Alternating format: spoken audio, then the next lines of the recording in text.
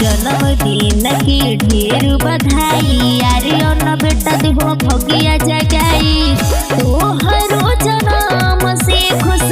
बाटे परिवार हो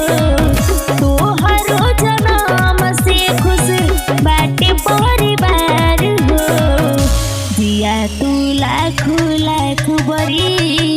इहे दुआ बाटे हमार हो जिया तू लाख बरी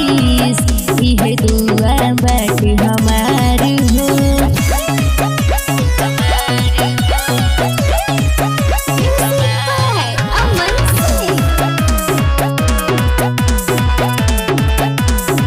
और तोहरा जन्म से आर्यन तोरा माई के कोखिया तोरल और तोहरा जन्म से आर्यन तोरा माई के कोखिया तोरल जौवन भी रही हूँ कमी सभी के साथी भरल देवी भवानी सुननी और जी हमार हो देवी भवानी सुननी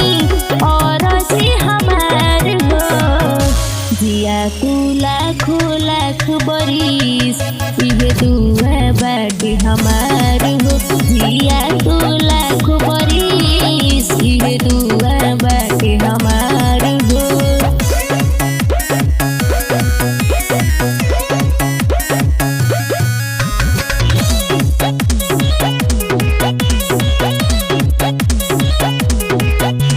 राजकुमारी के सपना बेटारी अन्न को भोतुरी हो राजकुमारी के सपना बेटारी अन्न को भोतुरी हो अमनी आजाद कहे बतिया सासू बेटा ध्यान से सुनी हो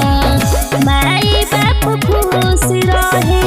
करी है इतना प्यार हो माई बाप खुश रहे करी है इतना प्यार हो जिया तू लाख लाख बरिस इहे दुआ बाटे हमार हो जिया